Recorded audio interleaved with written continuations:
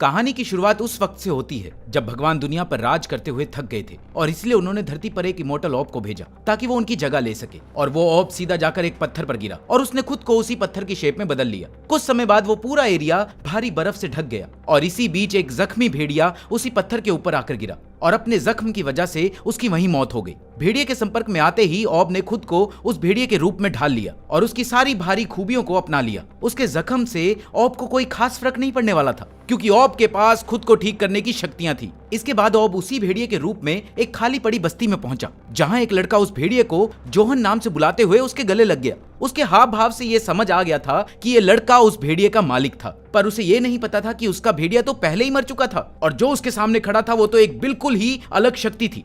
लड़के ने बताया कि वो इस बस्ती में अकेला ही रहता था और उसका पूरा परिवार दक्षिणी क्षेत्र में रहने की नई जगह ढूंढने गया था क्योंकि ये माना जाता था कि दक्षिणी क्षेत्र में एक अच्छे एनवायरनमेंट के साथ साथ बहुत सारे फल फ्रूट भी थे। पर उसको वहीं रुककर अपनी दादी और बाकी बुजुर्ग लोगों का ख्याल रखने को बोला गया था। पर धीरे धीरे करके उसके सभी साथी मरते गए और अब वो अकेला ही बचा था और अपने परिवार के वापस आने का इंतजार कर रहा था। उसी दिन उसने एक बहुत बड़ी मछली पकड़ी जिसे घर जाकर उसने कुछ टुकड़ों में काट कर आधी से ऑब और अपने लिए खाना तैयार किया और बाकी बची हुई मछली को दीवार पर लटका दिया जहां पहले से ही कुछ और मछलियां सूख रही थी। अगले दिन उस लड़के ने अपने परिवार को ढूंढने के लिए दक्षिणी क्षेत्र में जाने का फैसला किया, जिसके बाद वो अपना सारा सामान बांधकर ऑब के साथ निकल गया। रास्ते में उन्हें पत्थर पर एक निशान दिखा जिसे देखते ही वो लड़का समझ गया था कि वो निशान उसके घर वालों ने बनाया था ताकि अगर कोई उन्हें ढूंढने के लिए आए तो उसे मदद मिल सके। अगले कुछ दिनों तक वो लड़का ऑब के साथ एक्साइटमेंट में आगे बढ़ता गया। उसे जल्द से जल्द अपने परिवार से मिलना था। पर तभी एक दिन उसके पैर के नीचे की बर्फ टूटने की वजह से उसका पैर पानी में चला गया।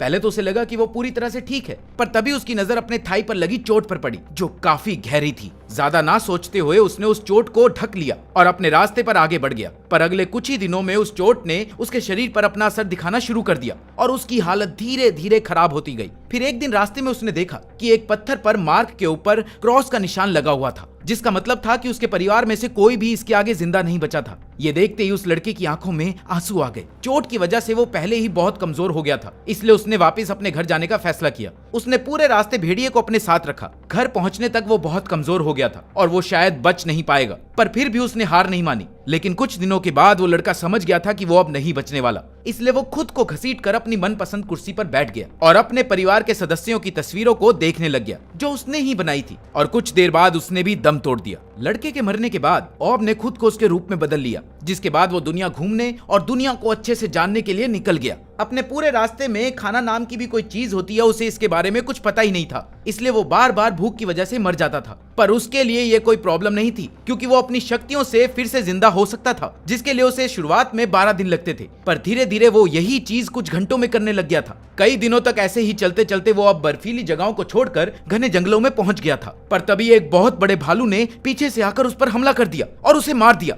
उधर नीना गांव में मार्च नाम की एक छोटी सी बच्ची अपनी डॉल के साथ खेल रही थी, जिसे वो अपने बच्चे की तरह रखती थी। और उसी गांव में पेरोना नाम की एक लड़की रहती थी जो मार्च के लिए एक बड़ी बहन जैसी थी। मार्च को हमेशा से ही बड़े होने का शौक था और इसी के लिए वो हमेशा अपने माता पिता को बहुत परेशान किया करती थी। कुछ ही देर बाद योनावा नेशन के कुछ सिपाही उस गांव में पहुंचे क्योंकि इस बार नीना गांव से एक ही बच्चे की बलि चढ़ने वाली थी। ये बलि उस पूरे इलाके में शांति बनाए रखने के लिए दी जाती थी और इसका चुनाव पायरोन नाम की एक बूढ़ी औरत करने वाली थी, जिसने थोड़ी देर जांच करने के बाद इस बलि के लिए मार्च को चुना। और जिसके तुरंत बाद ही गांव के सभी लोग मार्च के माता पिता को बधाइयां देने लग गए। पर मार्च को कुछ भी समझ नहीं आ रहा था, इसलिए उसने वापस घर पहुंचकर अपने माता पिता से उन बधाइयों के पीछे का कारण पूछा और जिस पर रोते हुए उन्होंने उसे पूरी बात बताई, जिसे सुनते ही मार्च गुस्से से पागल हो गई क्योंकि वो ऐसे नहीं मरना चाहती थी और अभी तो वो बड़े होकर अपनी जवानी को जीना चाहती थी, जिसके लिए वो बेसब्री से इंतजार कर रही थी। तभी योनामा नेशन के कुछ सिपाही उनके कमरे में आ गए और उनकी लीडर हेज ने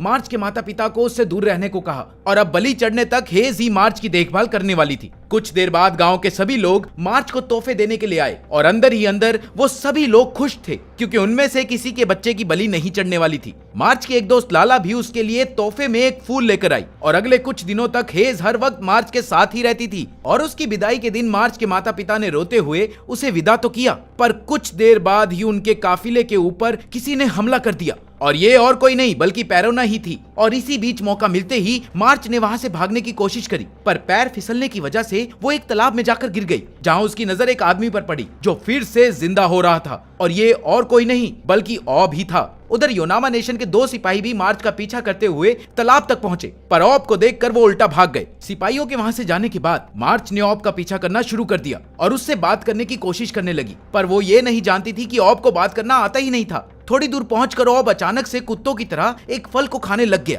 जिसे देखते ही मार्च तुरंत समझ गई थी कि असल में ऑब बहुत ही ज्यादा मासूम था। जिसके बाद वो एक पेड़ के पास पहुंचे जहां काफी सारे पके हुए फल लगे हुए थे, और उन्हें देखते ही मार्च तुरंत एक पेड़ पर चढ़कर एक पका हुआ फल ऑब के लिए लेकर आई, पर ऑब ने उसे हाथ मारकर नीचे गिरा दिया और फिर से उसे कुत्तों की तरह खाने लग गया। ये देखकर मार्च को बहुत गुस्सा आया, पर उसके खाने के तरीके से वो समझ गई थी कि असल में ऑब ने बहुत दिनों से कुछ खाया नहीं था, इसलिए उसने पेड़ पर चढ़कर ऑब की तरफ फल फेंकना शुरू कर दिया। और उसकी भूख को अच्छे से मिटाने के बाद मार्च ने उसे थैंक यू बोलना सिखाया, और इसके लिए उसने उसका मुंह पकड़कर उसे बोलना सिखाया। मार्च ऑब को ठीक उसी तरह सिखा रही थी जैसे कोई माँ अपने बच्चे को सिखाती है। इसके बाद उन दोनों ने एक सुरक्षित जगह ढूंढकर अपनी पूरी रात वहीं पर बिताई। पर रात को सोते हुए मार्च को एक डरावना सपना आया, जहां उसने देखा कि उसके भाग जाने के बाद लाला को उसकी जगह बलि पर चढ़ाया जा रहा था, जिसे देखकर डर के मारे वो जाग गई। अगली सुबह मार्च ने वहां से निकलने का फैसला किया और ऑब लगातार उसका पीछा कर रहा था। मार्च ने कई बार उसे अलग अलग फल देकर रोकने की कोशिश करी, पर ऑब हर बार उन फलों को खत्म करके फिर से उसके पीछे आ जाता। इधर हार मारने के बाद मार्च ने ऑब के बारे में जानने का फैसला किया, पर ऑब की तरफ से कोई जवाब नहीं आया, जिसके बाद मार्च ने उसे एक नाम दिया जो था एमो। उधर हेज ने 2 सिपाहियों को पैरोना पर नजर रखने के लिए छोड़ा हुआ था, लेकिन वो दोनों बातचीत में लगे हुए थे। उधर पैरोना ने बड़ी ही चालाकी से एक चाकू को निकालकर अपने हाथ पैर खोलना शुरू कर दिया कि तभी एक बहुत बड़े भालू ने उन सिपाहियों पर हमला कर दिया, जिसमें एक सिपाही तो मारा गया और दूसरा सिपाही पैरोना को वहीं छोड़कर भाग गया। जैसे ही भालू पैरोना की तरफ बढ़ा तो ऐन वक्त पर उसने अपने हाथ खोल लिए और वहां से भागने लगी। भालू ने उसका काफी पीछा किया, पर एक खाई से कूदने के बाद पैरोना ने अपनी जान बचा ली। उस खाई से कूदने के बाद वो सीधा उसी तालाब में गिरी जहां मार्च ऑब से मिली थी। खुद को संभालने के बाद पैरोना मार्च को ढूंढने के लिए निकल गई। उधर हेज ने भी मार्च को ढूंढ लिया था और मार्च ने भी बिना कोई बहस करे उसके साथ चलना शुरू कर दिया। इधर पैरोना मार्च को ढूंढ ही रही थी कि उसकी नजर एमो पर पड़ी और उसने तुरंत ही एमो के पास जाकर मार्च के बारे में पूछा, पर एमो बिना कुछ बोले चुपचाप चलने लग गया। उधर हेज ने मार्च को एक ब्लैक जेली दी और उसके मुताबिक ये स्पेशल जेली सिर्फ चूजन वंस को ही दी जाती थी। उस जेली के बेकार टेस्ट के बावजूद भी मार्च चुपचाप उसे खाती रही। और इसी बीच हेज ने मार्च से एमो के बारे में पूछा, पर वो खुद भी एमो को इतने अच्छे से नहीं जानती थी, इसलिए उसके पास इसका कोई जवाब नहीं था। तभी उस बचे हुए सिपाही ने आकर हेज को उन पर हुए हमले के बारे में बताया, और जैसे ही उसने उस भालू का नाम ओनिगुमा बताया तो वो सभी हैरान हो गए, क्योंकि वो ओनिगुमा को ही अक्सर बलि चढ़ाया करते थे। इधर जेली खत्म करने के बाद मार्च के बेहोश होते ही हेज और उसके साथी मार्च को उठाकर उसकी बलि चढ़ाने के लिए पहुंचे, और जहां पर पहुंचकर उन्होंने उसे बांध दिया। कुछ ही मिनटों के बाद वो भालू भी वहां पहुंच गया, पर साथ ही पैरोना भी वहां पहुंच गई, और भालू को मार्च के इतने पास देखकर वो तुरंत उसे बचाने के लिए आगे बढ़ी। सिपाही उसे रोकना चाहते थे, पर हेज ने उन्हें ये कहते हुए रोक दिया कि ओनिगुमा एक बार में 2 लोगों को आराम से खा सकता है।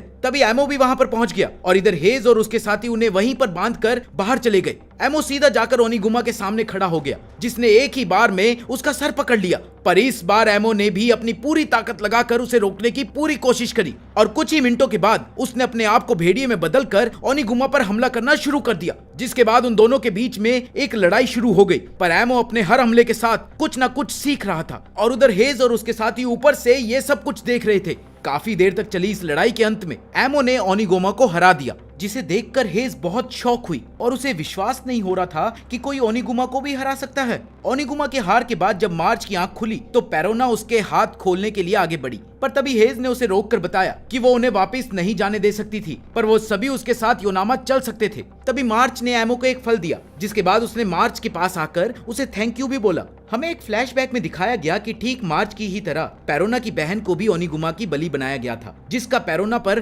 काफी बुरा प्रभाव पड़ा था, और तब से ही उसने कसम खा ली थी कि वो किसी और को ऐसे बर्बाद नहीं होने देगी। योनामा के रास्ते में शमन भी मार्च और पैरोना के साथ बैठी हुई थी, जहां उसने बताया कि असल में वो कोई पढ़ी लिखी शमन नहीं थी, बल्कि एक क्रिमिनल थी, जिसे योनामा के लोग अपने फायदे के लिए इस्तेमाल कर रहे थे। असल में योनामा को नीना गांव के पैसों में दिलचस्पी थी, और इसीलिए वो लोग सभी पूजाओं का हिस्सा बनते थे, जिसके बदले में नीना गांव उन्हें सभी सप्लाईज भेजते थे। और इसीलिए वो लोग इस प्रथा को रोकना नहीं चाहते थे। कुछ ही देर बाद वो लोग योनामा पहुंच गए, जहां हेज ने उन्हें बताया कि वो लोग अपनी पसंद का कुछ भी खरीद सकते थे और इसका सारा खर्चा योनामा की सरकार उठाने वाली थी। तभी मार्च की नजर मार्केट में एक लेटर वाले पर पड़ी और वो तुरंत उसके पास पहुंच गई, क्योंकि वो अपने माता पिता को एक लेटर भेजना चाहती थी। लेकिन वो ऐसा नहीं कर सकती थी क्योंकि उसे अपने माता पिता का एड्रेस ठीक से पता ही नहीं था, जिस पर पेरोना ने उससे वादा किया कि वो जल्द ही इसका पता लगाकर वापस आएगी। पर तभी मार्च ने एक कागज के ऊपर अपने हाथ का निशान छाप दिया और उसके मुताबिक ये हाथ उसके ठीक होने का निशान था, जिसे वो जल्द ही अपने माता पिता को भेजने वाली थी।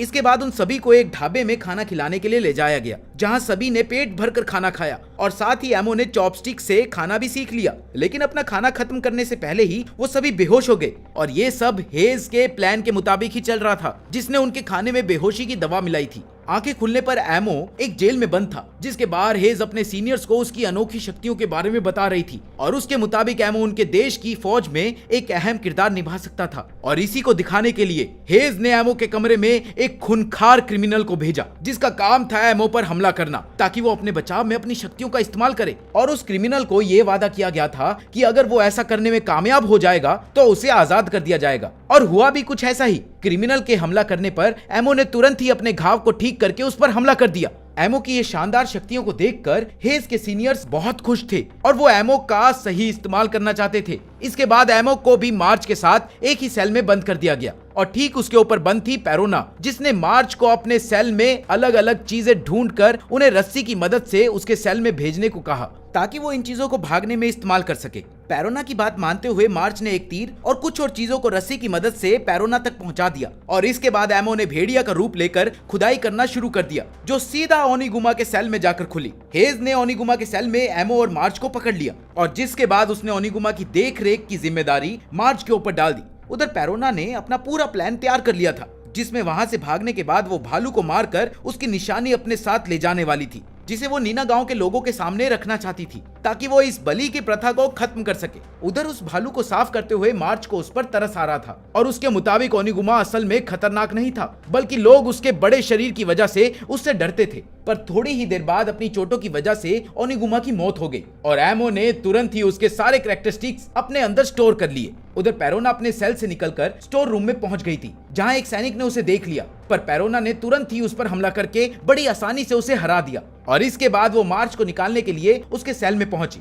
उसने मार्च और एमो के साथ पेरोन को भी सेल से बाहर निकाल लिया, पर वो वहां से जाने से पहले ओनिगुमा के शरीर का कुछ हिस्सा अपने साथ ले जाना चाहती थी, पर मार्च ने उसे ऐसा करने से रोक दिया, क्योंकि मार्च का मानना था कि वो लोग कोई और तरीके से भी लोगों को इस बारे में बता सकते थे और इसीलिए उन्हें ओनिगुमा के साथ ऐसा नहीं करना चाहिए। इसके बाद उन चारों ने अंडरग्राउंड सीवेज सिस्टम की मदद से बाहर की तरफ चलना शुरू किया। बाहर निकलने के लिए उन्हें एक घोड़ा गाड़ी भी मिल गई, जिसे लेकर वो चारों तेजी से आगे बढ़ने लगे। पर थोड़ी देर बाद उन्हें एहसास हुआ कि हेज और उसके सिपाही उनका पीछा कर रहे थे, जिन्हें रोकने के लिए पेरोना ने उन पर तीर चलाना शुरू कर दिया। पर फिर भी हेज काफी तेज रफ्तार से उनकी तरफ बढ़ती जा रही थी और जल्द ही एक सिपाही उनकी घोड़ा गाड़ी पर भी चढ़ गया। पेरोना उस सिपाही से लड़ने में व्यस्त थी और उधर हेज ने उसके ऊपर अपना निशाना लगाया हुआ था, पर हेज के तीर छोड़ते ही मार्च बीच में कूद गई, जिसकी वजह से वो तीर सीधा जाकर उसकी कमर में लग गया। ये देखते ही एमो गुस्से से पागल हो गया और उसने हेज पर हमला कर दिया। अपने बचाव में हेज ने उस पर तीर चलाया तो एमो ने इस बार खुद को ओनिगुमा में बदल लिया और उसने तबाही मचाना शुरू कर दिया।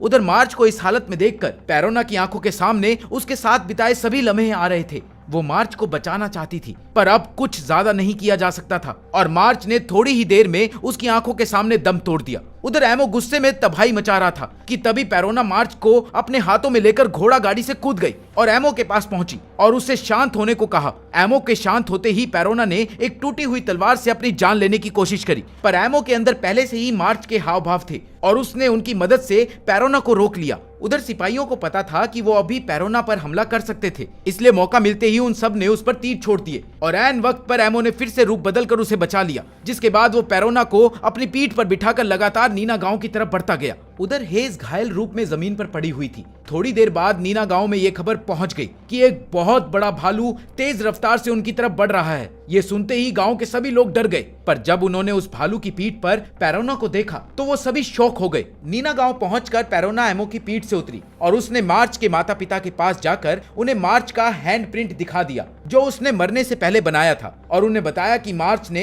इसका मतलब रखा था कि वो बिल्कुल ठीक है। ये देखते ही मार्च के माता पिता जोर जोर से रोने लग गए। उन्हें अफसोस था कि उन्होंने मार्च को बचाने के लिए बिल्कुल भी कोशिश नहीं करी, और साथ ही उन्होंने पेरोना को धन्यवाद भी किया। तभी एक आदमी भागकर उनके पास आया और उन्हें बताया कि हेज और उसके सिपाही बहुत तेज रफ्तार से नीना गांव की तरफ बढ़ रहे थे। ये सुनते ही पेरोना समझ गई थी कि इस बार वो लोग एमो को पकड़ने के लिए आ रहे थे, इसलिए उसने एमो को तुरंत ही वहां से भागने को कहा। और पेरोना की बात सुनते हुए एमो चुपचाप अपने आप को भेड़िया बनाकर घने जंगलों में चला गया। उधर पेरोना और कुछ सैनिक एक बड़े से टावर पर चढ़ गए ताकि वो हेज को एमो तक पहुंचने से रोक सके, और इसलिए पेरोना ने एक तीर हेज की तरफ चलाया जो सीधा उसके हाथ पर जाकर लगा। उधर एमो जंगल में अकेला ही भटकता रहा, और उसे जब भी भूख लगती तो वो मार्च का रूप लेकर पेड़ पर चढ़कर फल तोड़ लेता। इसी बीच उसे एक ऐसी खुशबू आई जो उसने पहले भी स्मेल की थी। पास जाकर उसे पता चला कि ये कोई और नहीं बल्कि पेरोन ही थी, जो मार्च को अपने सामने देखकर शौक रह गई। थोड़ी ही देर बाद वो समझ गई थी कि उसके सामने मार्च नहीं बल्कि एमो खड़ा था। उसने वापस से अपना रूप बदला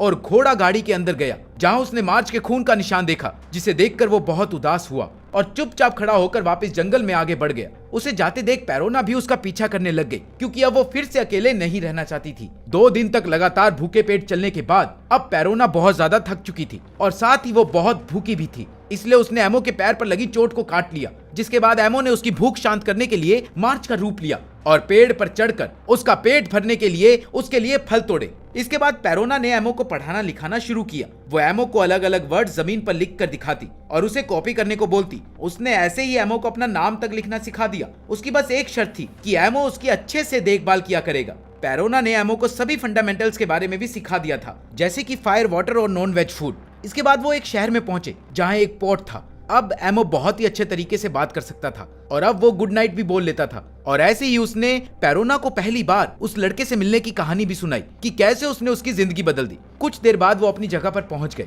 और बोट से उतरकर पेरोना ने एमो को बताया कि अगले दिन वो अपने लवर से मिलने जाने वाली थी, पर उन्हें उस रात जंगल में ही रुकना था। रात को सोते वक्त अचानक से एक अजीब से जीव ने एमो पर हमला कर दिया और उसी का रूप ले लिया, जिसके बाद एमो के पास उससे लड़ने के सिवाय और कोई चारा नहीं था, जिसके लिए उसने भेड़िए का रूप लिया। पर तभी धरती के नीचे से एक आदमी निकला जिसने काले कपड़े पहने हुए थे और उसने एमो को बताया कि उसी ने ऑब को बनाया था और अब एमो को अपने दुश्मन को खत्म करने के लिए उस जीव की छाती में लगे कोर को तबाह करना होगा। जिसके बाद एमो ने अपने भेड़िए रूप में ही उस जीव पर हमला किया, पर वो इसमें कामयाब नहीं हो पाया। इसलिए अगली बार एमो ने भालू का रूप लेकर उसे बीच में से फाड़ दिया, पर ऐन वक्त पर वो फिर से हार गया। इसके बाद एमो ने मार्च का रूप लेकर उस पर फिर से हमला किया और इस बार वो कोर को निकालने में कामयाब हो गया और उसने उस जीव को हरा दिया।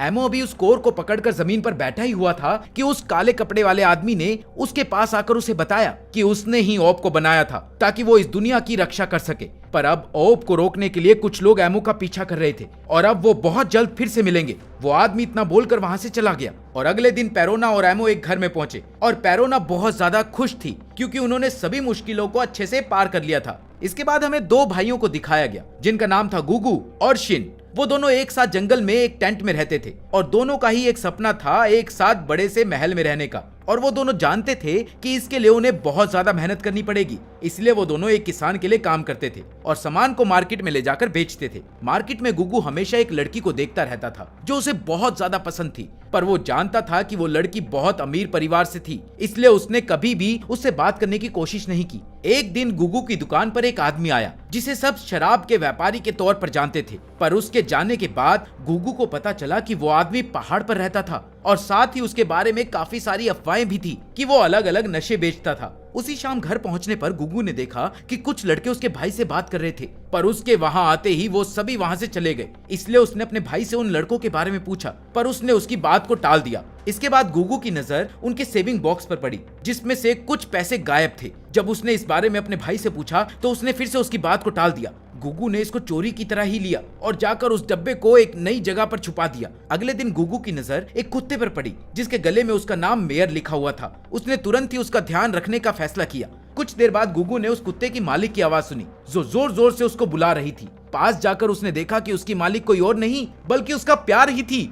गुगू ने तुरंत ही मेयर उस लड़की को वापस कर दिया और इससे खुश होकर उसने गुगू को एक बहुत महंगी अंगूठी दी और उसे बताया कि अगर उसने ये अंगूठी बेच दी तो उसे जिंदगी में कभी भी सब्जियां नहीं बेचनी पड़ेगी। यार ऐसी अंगूठियां हमें क्यों नहीं मिलती। गुगू इसके बाद बहुत खुश था, पर जल्द ही उसकी खुशियां खत्म होने वाली थी। घर पहुंचकर उसने देखा कि उसका भाई उसके सारे पैसे लेकर भाग गया था और बदले में उसने एक लेटर छोड़ी थी जिसमें लिखा था कि वो ज्यादा पैसे कमाने के लिए कहीं दूर जा रहा था। गुगू जानता था कि ये सब झूठ था, इसलिए गुगू अगले कुछ दिनों तक बहुत ज्यादा उदास रहा। उसका किसी भी चीज में मन नहीं लगता था। एक दिन ऐसे ही अकेले टहलते हुए गुगू की नजर एक लकड़ी के बहुत बड़े लट्ठे के ऊपर पड़ी जो उसके सर के ऊपर से उड़ता हुआ उसके पास गिरा। उस लकड़ी का मालिक उसे अकेले नहीं उठा सकता था, इसलिए वो मदद ढूंढने के लिए चला गया, पर उसके पीछे से वो लकड़ी का लट्ठा नीचे की तरफ जाने लग गया और गुगू की नजर नीचे पड़े अपने प्यार पर पड़ी, जिसे बचाने के लिए वो पूरी रफ्तार से भागा और सही समय रहते ही उसे धक्का देकर बचा लिया। पर इस बीच उसकी किस्मत उसके साथ नहीं थी, क्योंकि उस लड़की को बचाने के चक्कर में गुगू का चेहरा उस भारी लकड़ी के लट्ठे के नीचे आ गया। गुगू ने यह मान लिया था कि अब वो जिंदा नहीं बचने वाला और अब बस वो अपने मरने का इंतजार कर रहा था कि इसी बीच उसे पता चला कि उस लड़की का नाम रिन था। थोड़ी देर बाद वो शराब के व्यापारी की नजर गुगू पर पड़ी और वो उसे बचाने के लिए पहुंच गया, जिसने उसे अपने घर ले जाकर उसके चेहरे पर एक सर्जरी करी। होश आने पर गुगू ने देखा कि उसका चेहरा पूरी तरह से खराब हो चुका था और ब्रीवर ने बताया कि उसकी किस्मत का ही कमाल था कि गुगू अभी भी जिंदा था और उसके चेहरे को ढकने के लिए ब्रीवर ने उसे एक मास्क भी दे दिया ताकि उसे अपने चेहरे की वजह से शर्म न आए। इसी के 3 महीने बाद पायरोन और एमो उनके घर पहुंच गए और पायरोन ने ब्रीवर और गुगू को एमो की शक्तियों के बारे में बताया, जिस पर ब्रीवर ने उन्हें बताया कि असल में एमो एक बहुत ही खतरनाक हथियार की तरह काम आ सकता है और इसीलिए अलग अलग देश उसे अपने कब्जे में जरूर लेना चाहेंगे। उधर गुगू और एमो बहुत ही जल्द अच्छे दोस्त बन गए थे और गुगू ने एमो को जिंदगी में पहली बार नहाना सिखाया, क्योंकि अब एमो उनके साथ रहने वाला था, इसलिए उसे कुछ चीजें सीखना जरूरी था। एक दिन ब्रीवर और पायरोन मजाक में एमो को बचाने की बात कर रहे थे, पर ये सुनते ही गुगू गुस्से से भर गया, क्योंकि वो एमो को अपने भाई की तरह देखता था और वो उसके लिए लड़ने को हमेशा तैयार रहता था। एक दिन जब गुगू और एमो आपस में बात कर रहे थे तभी उनके घर रिन पहुंची, जिसे देखकर गुगू हक्का बक्का रह गया था। असल में रिन वहां एक घाव को मिटाने के लिए दवाई लेने आई थी जो उसे 3 महीने पहले लगा था और ये घाव उसे तभी लगा था जब गुगू ने उसे बचाया था। पर रिन को अभी तक ये नहीं पता था कि गुगू ने ही उसकी जान बचाई थी। पर थोड़ी ही देर बाद रिन का ध्यान गुगू से हटकर एमो पर चला गया, जिससे गुगू को देखकर बहुत गुस्सा आ गया, क्योंकि रिन अब कभी भी उसे एक आम लड़के की तरह नहीं देखने वाली थी। थोड़ी देर बाद रिन ने ब्रीवर से उन्हीं के घर में रहने की इजाजत मांगी और जिस पर ब्रीवर ने अपनी हामी भी भर दी। रिन अगले दिन अपने सामान के साथ वापस आने का वादा करके वहां से चली गई। उसी शाम एमो ने गुगू को अपनी शक्तियां दिखाते हुए बताया कि वो सभी फल फ्रूट्स को बना सकता था जो उसने पहले खाए हुए थे और साथ ही वो उन सभी हथियार को भी ला सकता था जिनसे उस पर हमला हुआ था। इसी बातचीत के बीच गुगू ने कुछ ऐसा कह दिया जो एमो को बहुत बुरा लगा और देर रात एमो अपने आप को भेड़िया रूप में बदलकर कहीं बाहर सोने के लिए चला गया। अगले दिन जब रिन ने गुगू से एमो के बारे में पूछा तो गुगू के पास इसका कोई जवाब नहीं था, पर गुगू जानता था कि एमो जल्द ही वापस आ जाएगा, क्योंकि आज वो लोग उसका मनपसंद खाना बना रहे थे। इसके बाद वो ब्रीवर के पास गया जो रिन के घाव को सही करने के लिए दवाई तैयार कर रहा था कि तभी उसने गुगू के मास्क के अंदर पाइप डालकर एक दवाई निकाली। गुगू को कुछ समझ नहीं आया और इसलिए उसने ब्रीवर से इसका जवाब मांगा, जिस पर उसने बताया कि उसने गुगू के अंदर एक स्पेशल ऑर्गन लगा दिया था जो स्पेशल अल्कोहल तैयार करने के काम आता था और जो दवाई की तरह भी इस्तेमाल की जा सकती थी। गुगू ये बात सुनकर एकदम हैरान हो गया और उसे इतना बुरा लगा कि वो पूरी रफ्तार से घर से बाहर भाग गया। गुगू के जाते ही एमो घर में पहुंच गया और रिन ने उसे पूरी बात बताते हुए गुगू को ढूंढने को कहा, जिस पर एमो ने साफ इनकार कर दिया। एमो को समझाते हुए पैरोन ने बताया कि गुगू ही उनके घर के सारे काम करता है और उसके जाने के बाद उन्हें काफी ज्यादा मुश्किल आ सकती है, जिस पर एमो ने जवाब दिया कि अब से गुगू की जगह वो सारा काम खुद किया करेगा। इसके बाद उसने रसोई में जाकर कुछ खाना तैयार किया, जिसे खाते ही सबने उसे बेकार बताकर रिजेक्ट कर दिया और अब सबको गुगू की याद आ रही थी। उधर गुगू ने वापस अपने पुराने टेंट में जाकर रहना शुरू कर दिया और अगले दिन जब गुगू मार्केट पहुंचा तो सभी लोग उसके मास्क को देखकर डर रहे थे और सब उसे राक्षस समझ रहे थे। इसके बाद गुगू ने अपने पुराने मालिक का पता लगाया और एक बार फिर से उससे काम मांगने के लिए पहुंच गया। वो मालिक बहुत ही अच्छा इंसान था, इसलिए उसने तुरंत ही गुगू को काम पर रख लिया। पर उस रात खाना खाते समय मालिक के बेटे चैन ने गुगू को उनके घर में रखने के लिए साफ मना कर दिया। मालिक ने उसे समझाने की बहुत कोशिश की, पर उसने अपने पिता की एक ना सुनी। इसलिए गुगू ने उन्हें वादा किया कि वो अपने टेंट में ही सोया करेगा और सुबह होते ही काम करना शुरू कर देगा। घर वापस जाते वक्त कुछ बदमाशों ने उस पर हमला करके उसका मास्क जबरदस्ती उतार दिया और जिसके बाद उसने फैसला किया कि अब वो कभी भी मास्क नहीं पहनेगा और अब से लोगों को उसका असली चेहरा ही देखना पड़ेगा। उधर एमो दिन पर दिन अपना काम अच्छे से करने की कोशिश करता रहता था, पर वो हर बार फेल हो जाता। इसीलिए उसने पैरोन के पास जाकर मदद मांगी, जिसने उसे गुगू को फिर से घर ढूंढ कर लाने की सलाह दी। एक शाम चैन गुगू के टेंट में पहुंचा और उसने गुगू को बहुत बुरा भला सुनाया, जिसकी वजह से गुगू ने नौकरी छोड़ने का फैसला कर लिया और अब वो नई नौकरी की तलाश में था। पर उसके चेहरे की वजह से कोई भी उसे नौकरी देने के लिए तैयार नहीं था। उसने एक बार रिन की दी हुई अंगूठी बेचने का भी फैसला किया, पर ऐन वक्त पर उसका मन बदल गया। तभी सड़क पर चलते हुए उसकी नजर सड़क किनारे पड़े एक इंसान पर पड़ी, जिसे देखकर ऐसा लग रहा था कि उसने कई दिनों से खाना नहीं खाया था। पास जाकर देखने पर उसने देखा कि वो कोई और नहीं बल्कि गुगू का भाई ही था। अपने भाई की ऐसी हालत देखकर गुगू को बहुत बुरा लगा और उसने उसके हाथ में रिन की दी हुई अंगूठी दे दी और उसे बेचने को कहा ताकि वो अपनी हालत सुधार सके। इतना बोलकर गुगू वहां से निकल गया। उसी रात टेंट में सोते हुए दो लोगों ने गुगू को किडनैप कर लिया, जिनका इरादा उसे बेचकर पैसा कमाने का था। पर तभी एमो ने उन पर हमला कर दिया और एक भेड़िए को अपने सामने देखकर वो दोनों वहां से भाग गए। पर गुगू ने एमो को देखते ही पहचान लिया और वो उसे देखकर बहुत खुश था। इसके बाद एमो ने गुगू को बताया कि पैरोन ने उसे समझाया है कि सिर्फ गुगू ही उसे नई चीजें सिखाने में मदद कर सकता है और इसीलिए एमो चाहता था कि गुगू उनके साथ वापस घर चले। पर गुगू अभी भी ब्रीवर की हरकत से गुस्सा था, इसलिए उसने एमो के साथ जाने से मना कर दिया। लेकिन तभी वो कई दिनों से भूखा होने की वजह से बेहोश हो गया। इसके बाद एमो गुगू को वापस से टेंट में लेकर गया, जहां उसने गुगू के लिए अपनी शक्तियों से बहुत सारा खाना इकट्ठा किया और गुगू ने वो खाना तब तक खाया जब तक उसका पेट नहीं भर गया। इसके बाद उनके टेंट में मिरर घूमते घूमते पहुंच गया और थोड़ी देर गुगू के साथ खेलने के बाद वो वहां से चला गया। इसके बाद गुगू ने एमो की शक्तियों को समझते हुए उसे बताया कि एक समय पर गुगू और उसके भाई के पास बहुत ही अच्छे परिवार में रहने का एक मौका था, पर फिर उस परिवार ने शहर छोड़कर जाने का फैसला कर लिया और हो सकता है कि एमो किसी भी चीज की तरह बन सकता था या किसी भी चीज को ला सकता था, क्योंकि उसके करीबी की मौत से उसे बहुत बड़ा धक्का पहुंचा हो। और इसीलिए गुगू ने एमी से उसे दुख पहुंचाने के लिए मदद मांगी और अब गुगू चाहता था कि एमो उसको मारने के बाद उसका भी रूप ले ले ताकि वो हमेशा उसे याद रख सके। ये बातें दोनों के बीच बहुत ही इमोशनल थी। तभी टेंट में रिन भी पहुंच गई और उसने बताया कि मिरर ने ही उसे यहाँ का रास्ता दिखाया, पर रिन को देखते ही गुगू ने अपना चेहरा छिपा लिया ताकि रिन उसको ना देख सके। पर रिन ने उसे बताया कि कैसे गुगू के जाने के बाद सभी को घर में उसकी कितनी याद आती थी और यहाँ तक कि उसके बिना तो वो लोग ढंग से खाना भी नहीं खा सकते थे।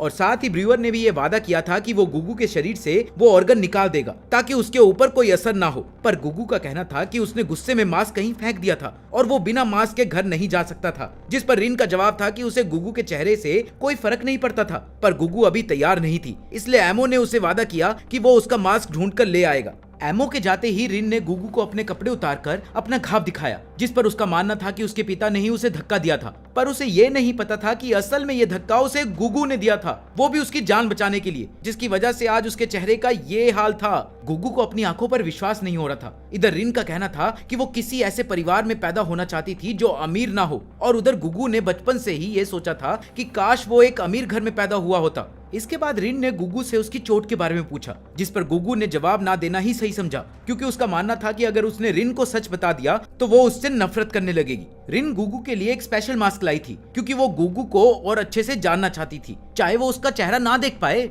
उधर एमो जैसे ही गुगू का मास्क लेने के लिए पहुंचा तो एक बार फिर से काले कपड़े वाले आदमी ने आकर उसे सावधान रहने को कहा, क्योंकि दुश्मन हर वक्त एमो पर अपनी नजर बनाए बैठे थे। उधर गुगू और रिन मार्केट में घूम रहे थे कि तभी रिन के पिता वहां उसे वापस घर ले जाने के लिए पहुंच गए, पर गुगू ने रिन को बचाने के लिए उन्हें धक्का मार दिया, जिसके बाद वो दोनों वहां से भाग गए। रात में एमो ने उन दोनों को ढूंढ लिया। जब वो दोनों नदी के किनारे बैठे हुए थे उस वक्त एमो के हाथ में गुगू का मास्क था, जिसे वो ढूंढ कर लाया था, इसलिए रिन ने अपना लाया हुआ मास्क पहनने का फैसला किया। वापस घर जाते समय उन्हें रिन की काम वाली मिली, जिसने रिन को मास्क के बावजूद भी पहचान लिया, इसलिए उन तीनों ने भागना शुरू कर दिया। पर काम वाली भी उनका पीछा कर रही थी। वो लोग जानते थे कि अगर उसे उनके घर के बारे में पता चल गया तो बहुत बड़ी परेशानी हो सकती थी, इसलिए उन्होंने एमो को पीछे रुककर उसका ध्यान भटकाने को कहा और ठीक प्लान के मुताबिक एमो ने मार्च का रूप लेकर उस काम वाली का ध्यान भटका दिया। पर तभी फिर से एमो के दुश्मन ने उस पर हमला कर दिया, जिसकी आवाज गुगू तक पहुंच गई, जिसे सुनते ही वो तुरंत एमो की तरफ भागा और उसने रिन को वापस घर पहुंचकर उसका इंतजार करने को कहा। जगह पर पहुंचते ही वो समझ गया था कि जिस जीव के बारे में पैरोन बात कर रहा था उसी ने एमो पर हमला किया था, और इस बार उसने एक पेड़ का रूप लेकर एमो को बेहोश कर दिया था। इसके बाद उस जीव ने उन दोनों पर एक साथ हमला करना शुरू कर दिया कि तभी गुगू को एक आइडिया आया कि वो उसके शरीर में बन रही वाइन का इस्तेमाल कर सकते थे, क्योंकि गुगू के शरीर से बाहर आने पर उस वाइन में आग लग सकती थी और वो जीव एक पेड़ के रूप में था, जिस वजह से वो लोग वाइन को उसके खिलाफ इस्तेमाल कर सकते थे। पर बदकिस्मती से उसके शरीर में वाइन खत्म हो गई थी, इसलिए एमो ने उसे धक्का देते हुए वहां से भागने को कहा, जिसके बाद गुगू पूरी रफ्तार से घर की तरफ भागा ताकि वो ब्रूअर से अपने शरीर में वाइन डलवा सके। पर रास्ते में वाइन के रिएक्शन की वजह से वो नीचे गिर गया, लेकिन वो किसी तरह से घर पहुंच गया, जहां रिन के माता पिता को देखकर वो हैरान रह गया। पर उन पर ध्यान न देते हुए वो सीधा ब्रूअर के पास पहुंचा और उससे सबसे ताकतवर वाइन देने को कहा। ब्रूअर उसे मना करना चाहता था, पर पेयोरन के कहने पर उसने चुपचाप गुगू को वाइन दे दी। अब वाइन के नशे में गुगू रिन के माता पिता के सामने अपने प्यार का इजहार करके वहां से चला गया, जिसके बाद रिन के माता पिता भी वहां से जाना चाहते थे, पर पेयोरन ने उन्हें थोड़ी देर रुकने को कहा। वो चाहती थी कि रिन के माता पिता भी ये सारा नजारा देखे। वापस जगह पर पहुंचकर गुगू ने देखा कि उस जीव ने पूरी तरह से इमो की शक्तियां ले ली थी और गुगू को वहां देखते ही उसने गुगू पर भी हमला कर दिया। पर अपनी चालाकी से गुगू ने उस पर वाइन फेंक कर आग लगा दी और उसे हरा दिया। उसे हराने के बाद गुगू जोर जोर से रोने लगा क्योंकि उसे एमो का कोई अंश नहीं दिख रहा था। पर तभी उसकी नजर एक व्हाइट लाइट पर पड़ी जो थोड़ी दूरी पर जा रही थी। पीछा करने पर उसने देखा कि उस लाइट ने एक पत्थर की शेप ले ली, जिसका मतलब था कि एमो मर चुका था। पर एमो को बनाने वाला वो काले कपड़ों वाला आदमी ये सब कुछ देख रहा था और वो जानता था कि एमो में अभी भी थोड़ी सी जान बची हुई थी, इसलिए उसने एमो को फिर से जिंदा कर दिया। जिसके बाद एमो अपने भेड़िए के रूप में गुगू के सामने आ गया, जिसके बाद गुगू ने बताया कि उसने उस जीव को हरा दिया और वो दोनों आपस में खेलने लग गए। इसके बाद वो दोनों घर पहुंचे, जहां उन्होंने देखा कि रिन और उसके माता पिता अभी भी वहीं थे, इसलिए गुगू ने फटाफट से सबके लिए बहुत ही स्वादिष्ट खाना बनाया जो सबको बहुत पसंद आया। पर एमो बाहर अपने क्रिएटर से बात कर रहा था, जिसने उसे वो घर छोड़कर दुनिया घूमने को कहा ताकि वो खुद को ज्यादा ताकतवर बना सके। असल में जिस जीव ने उस पर हमला किया था उनका नाम था नोकर्स। और अगली बात, एमो के बचने के बहुत ही कम चांस थे और अगर एमो को अपने लोगों को बचाना था तो उसे बाहर की दुनिया में जाकर खुद को ताकतवर बनाना ही पड़ेगा। पर जब गुगू वहां पहुंचा तो उसने देखा कि एमो खुद से ही बात कर रहा था। उधर एमो ने अपने क्रिएटर को जवाब देते हुए बताया कि उसने फैसला कर लिया था कि वो अपने दोस्तों के साथ ही रहेगा और वो कहीं भी नहीं जाएगा। रिन ने भी अपने माता पिता के साथ वापस घर जाने का फैसला कर लिया था, इसलिए वो अपने दोस्तों को अलविदा कहकर वहां से चली गई। इसके बाद कहानी 4 साल आगे चली गई, जहां अब गुगू ने काफी तगड़ी बॉडी बना ली थी और वहीं एमो भी अब सभी घर के काम काफी अच्छे से करने लग गया था। रिन भी अक्सर अपने दोस्तों से मिलने के लिए आया करती थी। उधर इन 4 सालों में एमो वैसे का वैसा ही था, उसने कोई भी नई शक्ति नहीं इकट्ठी की थी और साथ ही नोकर्स ने भी इन 4 सालों में उस पर कोई हमला नहीं किया था। एक दिन रिन ने एमो से सुझाव लेने के लिए उससे पूछा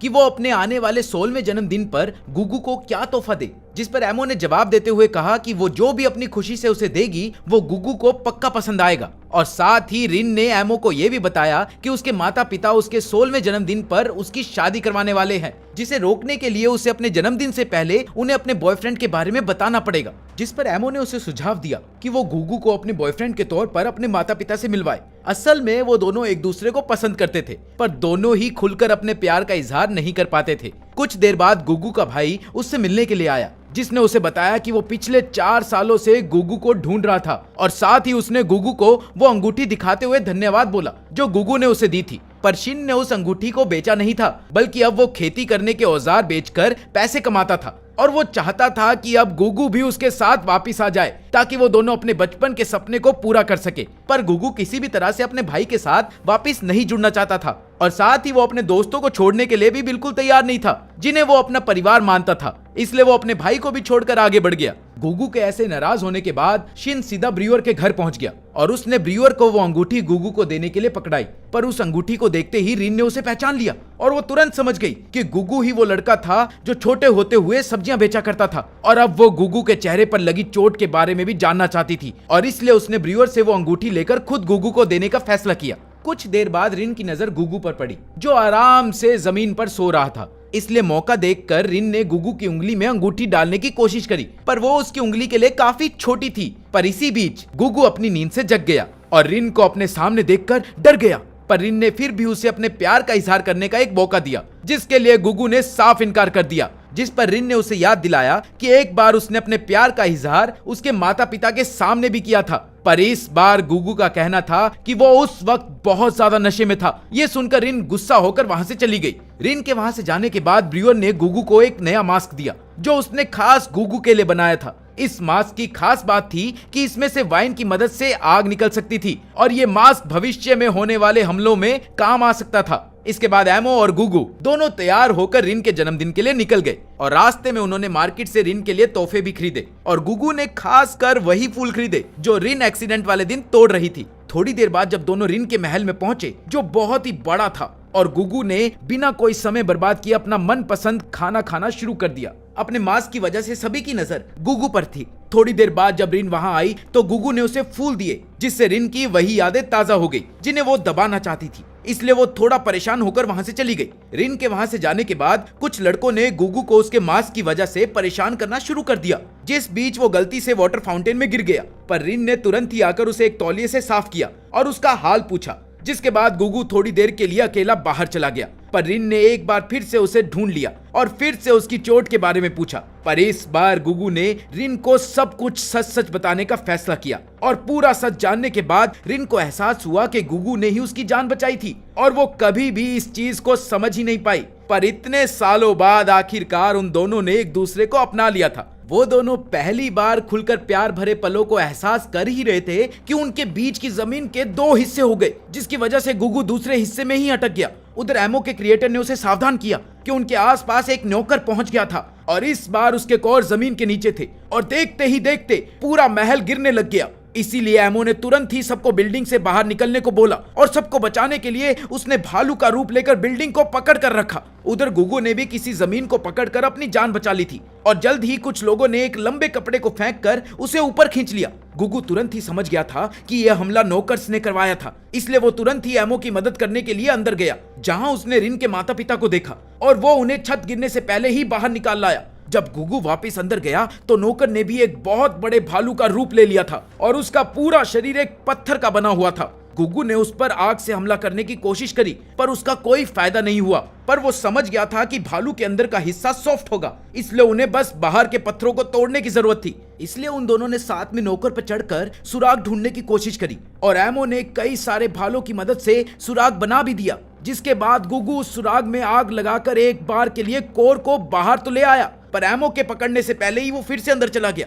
अभी गुगू और एमो अपनी छोटी सी कामयाबी के लिए थोड़ा सा खुश हो ही रहे थे कि तभी नौकर ने एक ही झटके में एमो को मसल कर रख दिया और उस नौकर के पास एक खास शक्ति थी जिससे वो एमो की शक्तियों को एब्जॉर्ब कर सकता था। इसके बाद उसने गुगू पर भी हमला किया और ऐन वक्त पर रिन ने बीच में आकर गुगू को धक्का देकर बचा लिया। पर चीजें तब बिगड़ गई जब पूरी इमारत उन दोनों के ऊपर गिर गई। उधर एमो को एक अजीब सा दर्द हो रहा था। उसे पता था कि दर्द की वजह कुछ और थी। असल में गुगू ने रिन को बचाने के लिए उसके ऊपर एक शील्ड बना ली थी और सारे मलबे का बोझ उसके शरीर पर आ रहा था, जिस वजह से उसके शरीर से खून टपक रहा था जो रिन के चेहरे पर गिर रहा था। ये दोनों के लिए बहुत ही भावुक पल था और इसी बीच गुगू ने रिन को वादा किया कि वो लोग यहाँ से निकलने के बाद पक्का फूल तोड़ने के लिए जाएंगे। पर यह बात बिल्कुल साफ थी कि उन दोनों में से सिर्फ एक ही बचने वाला था, इसलिए रिन ने गुगू को पहली और शायद आखिरी बार किस किया।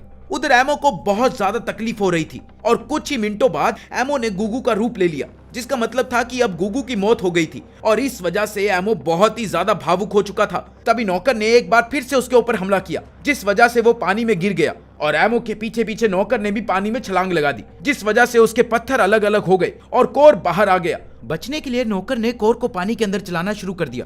उधर एमो के क्रिएटर ने उसे बताया कि नौकर वेस्ट की तरफ बहुत तेजी से बढ़ रहा था और एमो को उसका पीछा करके जल्द ही उसे खत्म कर देना चाहिए, क्योंकि कोर के अंदर उसके सबकॉन्शियस का एक हिस्सा था। पर एमो ने इस चीज पर ध्यान न देते हुए गुगू के पास जाने का फैसला किया।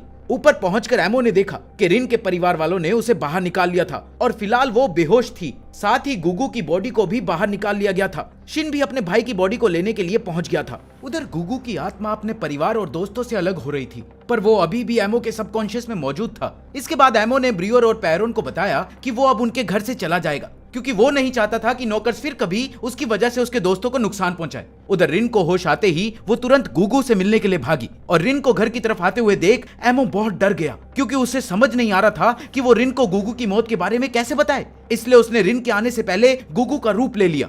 घर में घुसते ही गुगू को अपने सामने देखकर रिन खुशी के मारे पागल हो गई और उसने गुगू को गले लगा लिया। और जब उसने एमो के बारे में पूछा तो गुगू ने उसे बताया कि एमो की लड़ाई के दौरान मौत हो गई थी और वो उसे गुगू की कब्र पर ले गया। पर रिन को लग रहा था कि वो कब्र ईमो की थी और वो ईमो को याद करते हुए काफी रोई। पर वो हैरान तब हो गई जब गुगू ने उसे बताया कि वो शॉपिंग के लिए कहीं जा रही है। पर रिन गुगू के साथ फूल तोड़ना चाहती थी और इसीलिए उसने उसे शाम को मिलने को कहा, जिसके लिए गुगू एक बार में तैयार हो गया। उधर ब्रियर और पैरोन ने गुगू को रास्ते के लिए खाना और कुछ पैसे दिए, जिन्हें लेने के बाद वो चुपचाप वहां से चला गया। उसी शाम रिन के पिता ने उसे घास के ऊपर लेटे हुए देखा और उसके पास जाने पर रिन ने उन्हें बताया कि वो अब किसी और से शादी नहीं करने वाली, क्योंकि वो पहले से ही किसी और के साथ प्यार में थी। और बाद में रिन ने बताया कि वो जानती है कि गुगू की हमले के दौरान मौत हो गई थी, पर वो इस बात से खुश थी कि अब गुगू एमो के साथ था। उधर एमो ने लगातार 4 दिन चलने के बाद अपने क्रिएटर से कुछ सवाल किए, जिनके जवाब में उसने बताया कि नॉकर्स लगातार हमला उस पर करते रहेंगे जब तक वो एमो को हरा नहीं देते, और गुगू का काम है धरती पर जानकारी इकट्ठी करना और नॉकर्स का उसे रोकने का। इसके बाद एमो ने क्रिएटर से पूछा कि एमो की बजाय वो खुद नॉकर्स को क्यों नहीं हराते, जिसका जवाब देते हुए क्रिएटर ने बताया कि ये काम एमो का है और उसे ही उन्हें हराना पड़ेगा। तभी एमो को एक जानी पहचानी सी खुशबू आई, जिसका पीछा करने पर एमो ने देखा कि पायरोन उसका पीछा कर रही थी। असल में पायरोन किसी भी तरह से एमो की मदद करना चाहती थी और इसीलिए वो ब्रियर के घर से ही उसका पीछा कर रही थी। पर एमो नहीं चाहता था कि गुगू के बाद अब पायरोन को कुछ हो, और इसीलिए उसने पायरोन को वापस घर जाने को कहा। पर पायरोन किसी भी हाल में घर नहीं जाना चाहती थी और काफी देर बहस करने के बाद एमो भी इसके लिए तैयार हो गया। रास्ते में एमो लगातार पायरोन को इग्नोर करता रहा और दूसरी तरफ पायरोन लगातार एमो से बात करने की कोशिश करती रही, और कुछ दिनों बाद वो एक शहर में पहुंच गए, जहां पहुंचते ही पायरोन ने खाना खाने के लिए इच्छा जाहिर की और डब्बे पर पहुंचते ही पायरोन ने बहुत सारा खाना ऑर्डर कर लिया, जिसे देखकर एक बार के लिए तो एमो भी हैरान हो गया और उसने पायरोन को जल्दी खाना खत्म करने को कहा, क्योंकि वो ज्यादा देर तक एक जगह पर नहीं रुक सकते थे। पर पायरोन कुर्सी पर ऐसे बैठी थी मानो वो उससे चिपक गई हो, इसलिए एमो ने गांव से बाहर आकर इंतजार करने का फैसला किया और गांव के बाहर पहुंचकर उसने एक बार फिर क्रिएटर को बुलाकर नॉकर्स के बारे में पूछा, जिसके जवाब में क्रिएटर ने बताया कि नॉकर्स कुछ ही किलोमीटर दूर थे। अभी एमो और क्रिएटर आपस में बात ही कर रहे थे कि पायरोन भी वहां पहुंच गई, जो एमो को खुद से बात करता देख काफी हैरान हुई, और इसी वजह से एमो को अपने क्रिएटर और नॉकर्स के बारे में पायरोन को बताना पड़ा। अगले दिन रास्ते में पायरोन को एक फल दिखा जिसे वो खाना चाहती थी, इसलिए एमो ने पेड़ पर चढ़कर उसे तोड़ने की बहुत कोशिश करी, पर वो उस पेड़ पर चढ़ ही नहीं पा रही थी। इसलिए पायरोन ने उसे मार्च का रूप लेने को कहा, क्योंकि मार्च पेड़ों पर सबसे ज्यादा जल्दी चढ़ सकती थी। पर एमो को मार्च के बारे में कुछ याद नहीं था। असल में नॉकर्स एमो का कुछ हिस्सा ही नहीं बल्कि उस इंसान की सभी यादें भी ले गए थे। इसके बाद ही एमो ने ज्यादा ताकतवर बनने का फैसला किया, क्योंकि वो अपने दोस्तों की यादों को भुलाना बिल्कुल नहीं चाहता था। उसी रात पैरोन ने एमो से उसकी आखिरी लड़ाई में इस्तेमाल करे गए प्लान के बारे में पूछा, जिस पर एमो ने जवाब दिया कि गुगू ने आग से उस पर हमला किया था, जिस वजह से वो पत्थर पानी में कूदने के बाद खुल गए। इसके जवाब में पैरोन ने बताया कि पत्थरों को गर्म करने के बाद उनको ठंडा होने पर वो कमजोर हो जाते हैं और आसानी से टूट सकते हैं। इसके बाद पायरोन ने बताया कि उसे एक ऐसी जगह के बारे में पता है जहां एमो अपनी शक्तियों को बढ़ा सकता था। एक जहाज था जो उन्हें सौर लाइन लेकर जा सकता था, जो असल में जानवरों का स्वर्ग था और ना ही वहां कोई एमो को परेशान करने वाला था। पर पोर्ट पर पहुंचने के बाद उन्हें एक लड़की ने एक जहाज पर चढ़ने को कहा, जिसके लिए वो दोनों मान गए और जहाज पर चढ़ते ही पायरोन और एमो को अलग कर दिया गया। जिसके बाद उस जहाज के ऑफिसर ने उन्हें कैद करके बताया कि वो लोग जेनेडा आइलैंड जाने वाले थे, जहां उनकी जिंदगी का अंतिम चरण शुरू होगा। पर शिप के आइलैंड पर पहुंचते ही एमो अपने भेड़िए रूप में जेल से भागकर पायरोन को ढूंढने लग गया। असल में पायरोन को काफी ऊंचाई पर कैद किया गया था और अब एमो उस तक पहुंचने की कोशिश कर रहा था, पर इस बीच वो काफी ऊंचाई से नीचे गिर गया और ऐसे होते हुए उस लड़की ने भी देख लिया जो एमो और पायरोन को जहाज पर लेकर गई थी। उसने एमो को बताया कि असल में काफी ज्यादा खूंखार कैदियों को सबसे ज्यादा सुरक्षित जेलों में रखा जाता था और ये पुराना आइलैंड भी एक तरह का जेल ही था। एमो उस लड़की से काफी ज्यादा गुस्सा था, पर वो जानती थी कि उन सबके साथ क्या होने वाला था, इसलिए उसने एमो से सुलह का हाथ बढ़ाते हुए उसे बताया कि उस आइलैंड पर एक लड़ाई की प्रतियोगिता भी होती है, जिसके जीतने वाले को उस आइलैंड का राजा बना दिया जाएगा और वो किसी भी कैदी को आजाद कर सकता है। एमो पैरोन को आजाद करने के लिए इसमें भाग लेने के लिए तुरंत तैयार हो गया, जिसके बाद वो लड़की एमो को प्रतियोगिता में नाम लिखवाने के लिए ले गई। पर वहां एमो को उस लड़ाई का कोई भी रूल अच्छे से समझ नहीं आया। ग्राउंड में पहुंचकर होस्ट ने सभी को बताया कि ये प्रतियोगिता अलग अलग स्टेजेस में कराई जाएगी और इसके लिए अलग अलग ग्रुप बनाए जाएंगे और इन्हीं ग्रुप में से आखिरी बचे हुए इंसान को ही अगली स्टेज में जाने का मौका मिलेगा।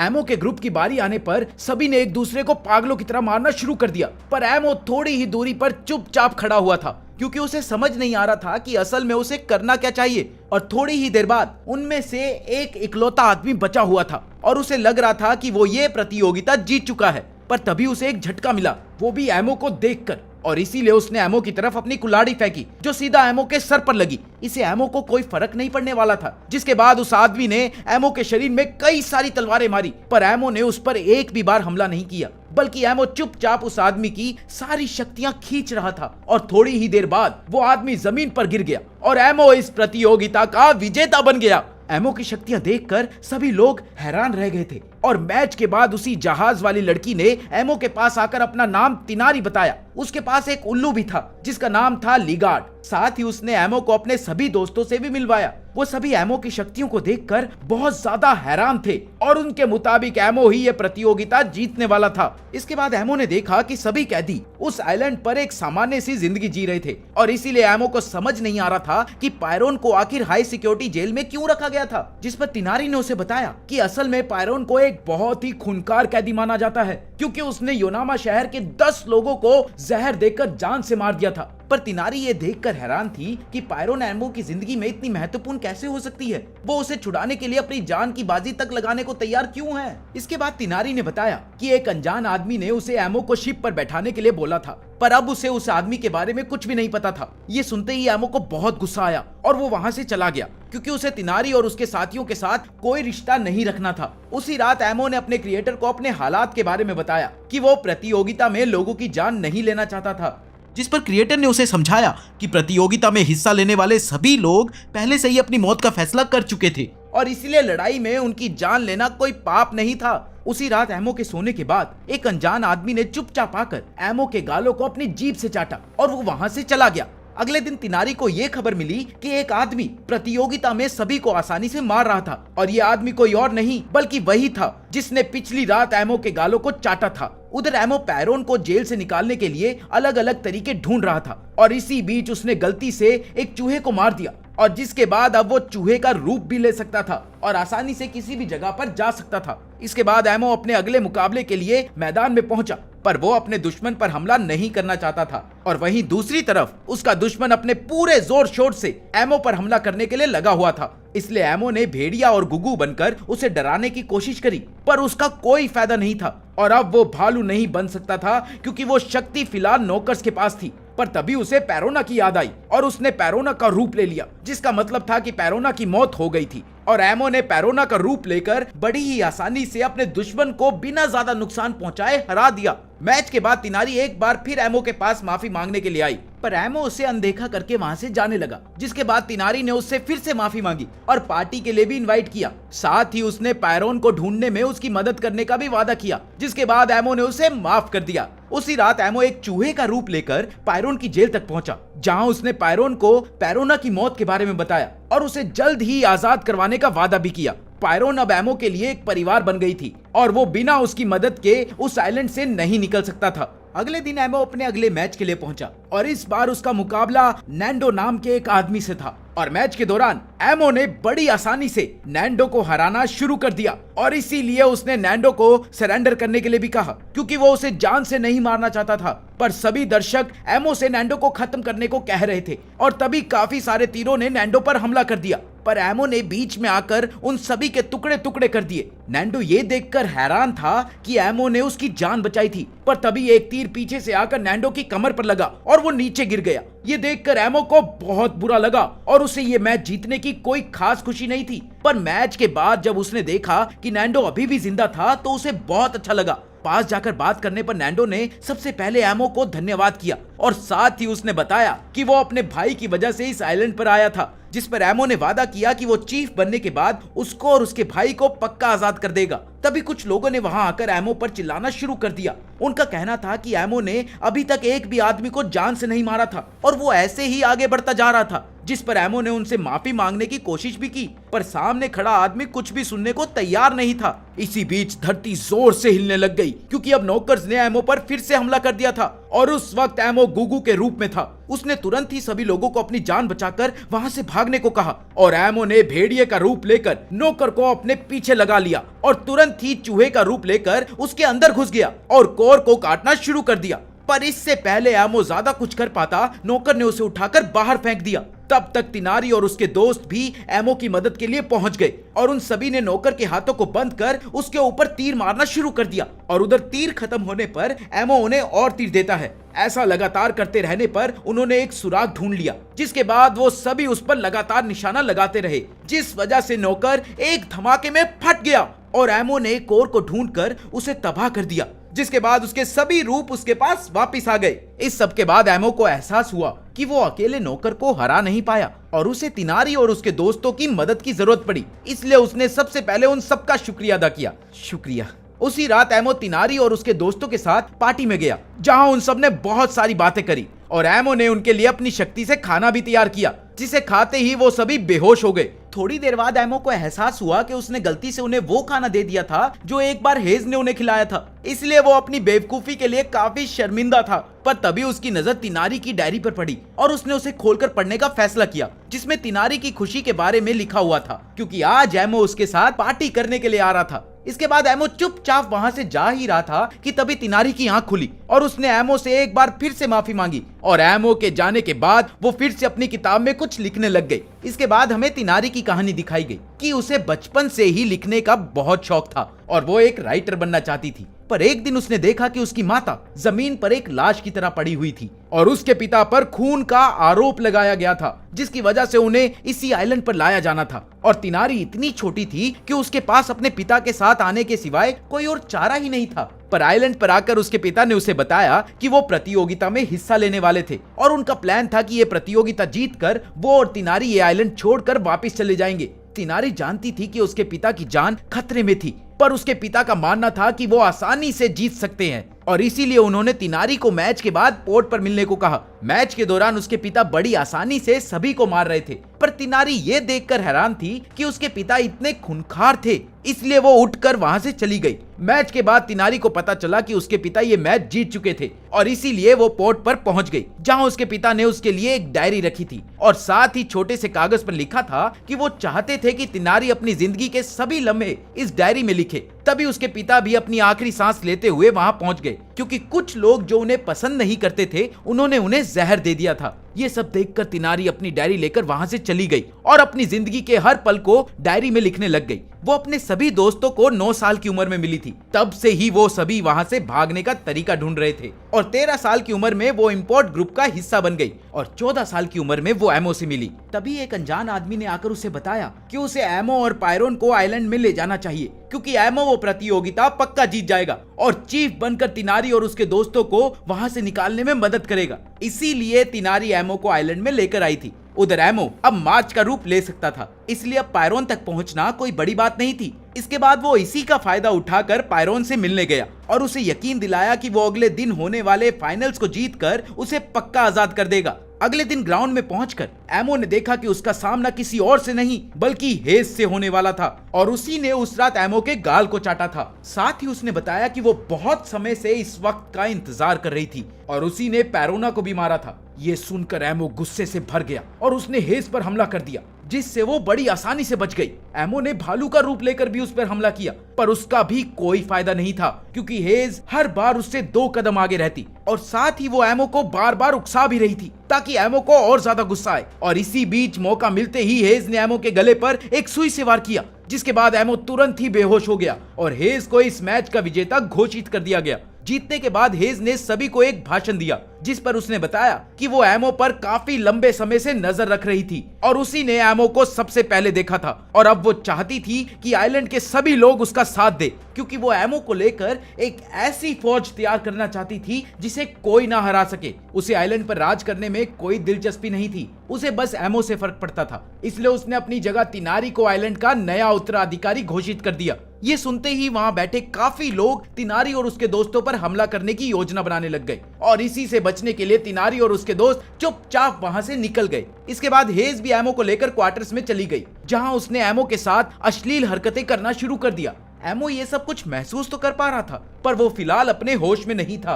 उधर तिनारी और उसके दोस्त एमो को बचाने के लिए कमरे में पहुंचे तो उन्होंने देखा कि वहां कोई भी नहीं था। तभी हेज ने उन्हें आकर बताया कि उसने एमो को पहले ही अंडरग्राउंड चैम्बर में भेज दिया था। उसी वक्त उस आइलैंड के इकलौते शिप के कैप्टन, जिसका नाम स्काई फिश था, वो भी वहां पहुंच गया और उसने तिनारी को सरेंडर करने को कहा, जिस पर तिनारी ने जवाब दिया कि एमो अपनी शक्तियों से ऐसे कई सारे शिप्स तैयार कर सकता है। तभी हेज ने तिनारी को आखिरी चेतावनी देते हुए 10 सेकंड का समय दिया, जिसके बाद तिनारी और उसके सभी दोस्तों को मरने के आदेश थे। 10 सेकंड बाद हेज तिनारी और उसके दोस्तों पर हमला करने ही वाली थी कि तभी एमो ने पीछे से आकर हेज के गले पर तलवार रख दी और उसने बताया कि वो अंडरग्राउंड चैम्बर भेजे जाने से कुछ मिनट पहले ही उठ गया था और वो सिपाहियों को धोखा देकर वहां से निकल गया और अब उसकी शर्त थी कि हेज तिनारी और उसके दोस्तों को सही सलामत आइलैंड से बाहर जाने देगी, जिसके बदले एमो खुद को हेज के हवाले करने वाला था, जिसके लिए हेज तुरंत मान गई। इसके बाद तिनारी को आइलैंड छोड़ के जाना था, पर इससे पहले वो 700 लोगों को चुनने वाली थी जिन्हें वो अपने साथ आजाद करवाना चाहती थी। इसलिए तिनारी ने सभी बच्चों को आजाद करने का फैसला किया और साथ ही नैंडो और उसका भाई और पायरोन भी उसके साथ जाने वाले थे। कई लोग तिनारी के इस फैसले से खुश नहीं थे, पर तिनारी का मानना था कि सभी छोटे बच्चों को जिंदगी में एक बार मौका जरूर मिलना चाहिए। वाह दीदी वाह, कितने अच्छे विचार है आपके। शिप पर बैठने से पहले तिनारी और उसके सभी दोस्तों को बेहोश कर दिया गया और हेज ने वादा किया कि उन्हें इस हालत में यहाँ से निकाला जाएगा। साथ ही उसने एमो को भी एक सुई लगाकर बेहोश कर दिया।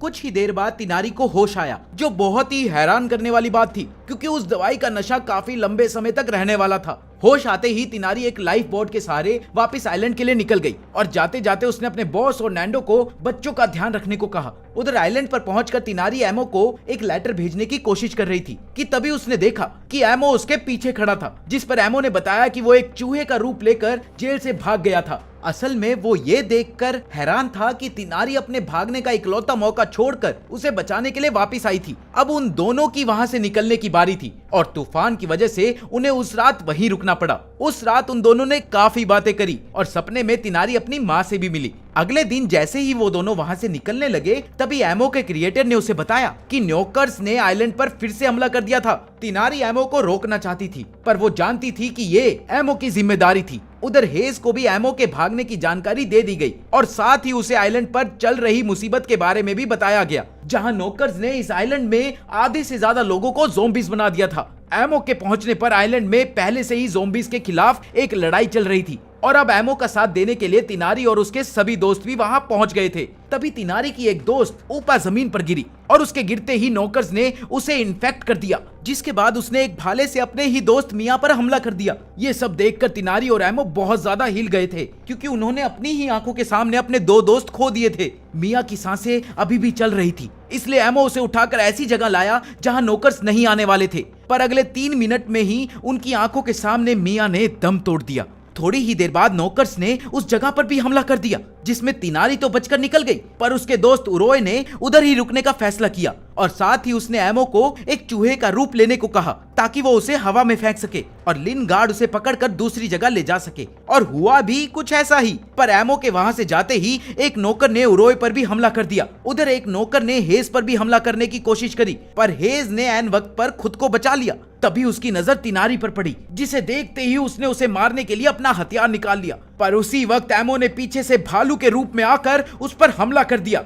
एमो चाहता तो वो उसे वहीं मार सकता था, पर उसने उसे जिंदा छोड़ दिया। इसके बाद एमो ने गुगू का रूप लेकर सभी नौकर्स पर आग छोड़कर सभी को हरा दिया, पर अभी भी 3 ज़ोंबीज बचे हुए थे और जो थे उन्हीं के दोस्त। एमो उन्हें मारना नहीं चाहता था कि तभी हेज एक बार फिर से वहां पहुंच गई और उसने एमो से अपनी शर्तें मनवाने के लिए तिनारी को आग में फेंकने की धमकी दी, पर इस बार तिनारी ने खुद का बलिदान देते हुए अपने साथ साथ हेज को भी आग में खींच लिया। लेकिन ऐन वक्त पर एमो ने उन दोनों को ही बचा लिया और तुरंत ही हेज को बांध दिया। अब बारी थी अपने ही दोस्तों की जान लेने की और इस काम को खत्म करने के बाद उन सभी के शरीर को दफनाया जाना था। आइलैंड के कुछ बुजुर्ग ये देखकर हैरान थे कि तिनारी अभी भी वहां मौजूद थी, जिस पर तिनारी ने उन्हें बताया कि वो और उसके दोस्त आइलैंड पर फंसे लोगों की मदद के लिए वापस आए थे, जिसे सुनते ही वो सभी रोने लग गए। तिनारी ने आइलैंड के चीफ होने के नाते लड़ाई प्रतियोगिता को बंद करवा दिया और वहीं रुककर आइलैंड के सुधार के लिए काम करने का फैसला किया। साथ ही एमो ने आइलैंड को जल्द से जल्द छोड़ने का फैसला किया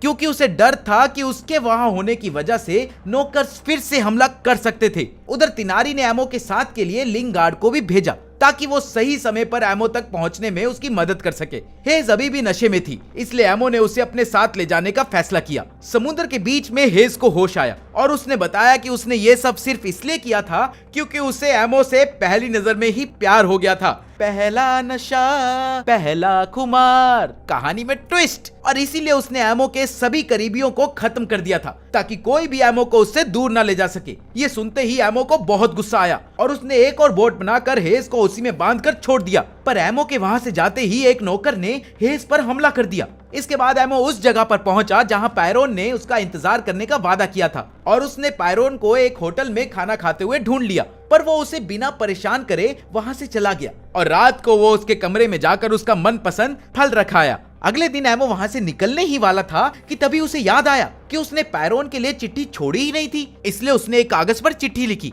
और उसके कमरे में उसे रखने के लिए वापस गया। थोड़ी देर बाद उसे याद आया कि शायद पायरोन को ठंड की वजह से एक कोट की जरूरत भी पड़ सकती थी, इसलिए वो मार्केट से एक कोट खरीद कर उसे देने के लिए गया। पर इस बार उसे पायरोन नहीं मिली, जिसके बाद वो उसकी खुशबू की मदद से उसे ढूंढने लग गया। तभी उसकी नजर पड़ी कि एक आदमी पायरोन को किडनैप करने की कोशिश कर रहा था। इससे पहले कि एमो कुछ कर पाता, पायरोन ने ही उस आदमी को पीट दिया। एमो पायरोन को अकेला नहीं छोड़ पा रहा था, इसलिए वो चुपचाप उस पर नजर रखता था। तभी उसके क्रिएटर ने उसे बताया कि पायरोन की उम्र काफी होने की वजह से वो कभी भी मर सकती थी। ये सुनते ही एमो को बहुत गुस्सा आया। उसी रात एमो पायरोन के पास कोट रखकर जा ही रहा था कि पायरोन ने उसे पकड़ लिया। वो दोनों एक दूसरे को देखकर बहुत खुश हुए। इसके बाद उन्होंने जंगल में एक साथ घूमना शुरू कर दिया और जब भी उन्हें नौकर्स की खबर मिलती तो वो लोग उल्टी दिशा में भागने लग जाते। पर समय के साथ साथ पायरोन का शरीर कमजोर पड़ता जा रहा था और एक दिन वो नीचे गिर गई, जिसके बाद एमो उसे हर जगह अपनी पीठ पर बैठाकर ले जाता। एक दिन पायरोन ने एमो को जंगल से कुछ लाने के लिए भेजा और उसके जाते ही पायरोन ने एमो के क्रिएटर से बात करी, क्योंकि वो जानती थी कि क्रिएटर हर वक्त उन पर नजर रखते थे और इसलिए पायरोन ने क्रिएटर से मांगा कि उसकी जान निकाल ली जाए, पर अगले जन्म में उसे कुछ ऐसा बनाया जाए कि वो एमो के काम आ सके। क्रिएटर ने तुरंत ही उसकी बात मान ली और उसकी जान निकाल दी। मरते ही पायरोन के सपने में वो फिर से एक सुंदर जवान लड़की बन गई। उधर वापस आने पर जब एमो ने देखा कि पायरोन मर चुकी थी तो उसे बहुत बुरा लगा और वो जोर जोर से रोने लग गया और काफी देर रोने के बाद उसने पायरोन का अंतिम संस्कार कर दिया और जिसके बाद वो फिर से अपने सफर पर निकल गया। कई सालों के बाद अब एमो एक लड़के से आदमी बन चुका था और वो ऐसे ही नौकर्स का सामना कर रहा था। ऐसी और मजेदार वीडियोस देखने के लिए हमारे चैनल को सब्सक्राइब कर लो। मिलते हैं अगली वीडियो में।